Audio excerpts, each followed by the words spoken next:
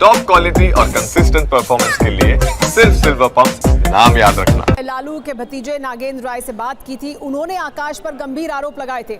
जरा वो भी सुना देते हैं अपने दर्शकों को कि नागेंद्र राय ने क्या कहा था। राय जी हमारे साथ हैं। नागेंद्र जी, ये जो चीज़ें हो रही हैं लालू परिवार में, बड़ा सियासी घराना है, सियासत पर भी इसका असर पड़ेगा कि ये जो निर्णय हुआ है थोड़ा सा जल्दीबाजी में हुआ है। आपको पता था कि अनुष्का यादव कौन है और तेज प्रताप का हमको कोई शुरू से पता है, ये जब छोटी थी तब से पता है, जब बड़ी हुई तब पता है हमको, क्योंकि हमारे वाइफ के फैमिली से ये लोग आता है, मेरे वाइफ के ददिहाल से ये लोग आता है, दूर के ये रिलेशन में लगता है। और इन लोग का जो तौर तरीका, इन लोग का चरित्र जो है शुरू से ही संदिग्ध रहा है। ये कह रहे हैं कि ये पूरा परिवार लोगों को फंसाता है, तो फिर तेज प्रताप यादव कैसे फंस गए इसमें? इसलिए कि वो इनोसेंट है, वो जिंदा दिल आदमी है, वो लोग जानता है उसको कि हाँ ये किस तरह का हंसमुख आदमी है। अब इसको देखा कि ये इस व्यक्ति को अगर हम पकड़ेंगे तो इतना तो बहुत जगह पकड़ा लेकिन उसको कहीं अचीव नहीं हुआ कुछ, लेकिन इस व्यक्ति को अगर हम पकड़ते हैं तो हमको पैसा भी हम कमा लेंगे, पोस्ट भी पा लेंगे, नाम भी हमारा हो जाएगा। जैसे अभी नाम वो करवा रही है कि पूरे इंडिया के लोग जाने कि अनुष्का यादव कौन है। आपको ये जिम्मेदारी दी गई थी कि आप इस मैटर को मैटरलाइज करें, आप गए भी थे आकाश यादव के घर? देखिए, हमको कोई जिम्मेदारी नहीं थी, हम एक गार्जियन के तौर पे हम गए थे, क्योंकि हमको देखा नहीं जा रहा था इस सब बात को। कि फादर आए थे और उनको बुला के बताया कि इस तरह का चीज़ सही नहीं है और अब मत कीजिए, इससे काफ़ी चीज़ों का प्रभाव पड़ रहा है, हमारे ऊपर प्रभाव पड़ रहा है। हम लेकिन तेज प्रताप और अनुष्का यादव के रिलेशनशिप की चर्चाओं के बीच ऐश्वर्या सामने आई। ऐश्वर्या तेज प्रताप की पत्नी है, दोनों की 2018 में शादी हुई थी, लेकिन शादी के कुछ महीनों बाद ही दोनों तलाक के लिए कोर्ट पहुंच गए थे। दोनों का केस अभी भी कोर्ट में है। हमारे साथ रुपेश लगातार बने हुए। रुपेश, आप इस पूरे मामले में तमाम जो पक्ष हैं उनसे बात कर रहे हैं। ऐश्वर्या भी कल सामने आई थी और तलाक अभी तक हुआ नहीं है, उसके बावजूद अब ये सब जो चर्चा सामने आ गई है, इस पर ऐश्वर्या और उनके परिवार का भी बहुत कुछ कहना है। उनका कहना है कि उनके जीवन के साथ खिलवाड़ किया गया।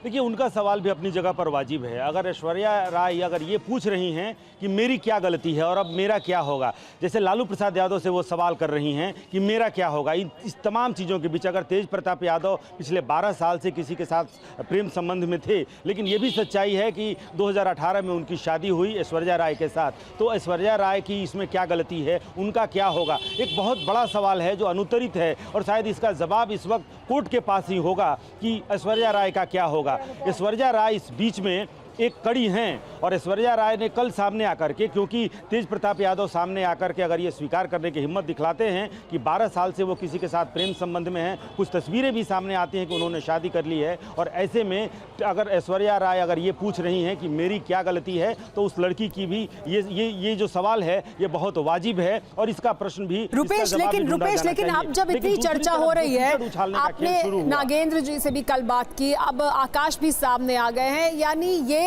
परिवारों को पता था सबको कि इतने लंबे समय से ये रिश्ता चला आ रहा है, तो फिर ये क्यों हुआ, ये नौबत क्यों आई कि तेज प्रताप इस तरह से आए, सोशल मीडिया पर उन्होंने ये सब लिखा और फिर लालू प्रसाद यादव ने कहा कि वो उन्हें पार्टी और परिवार से बेदखल कर रहे हैं?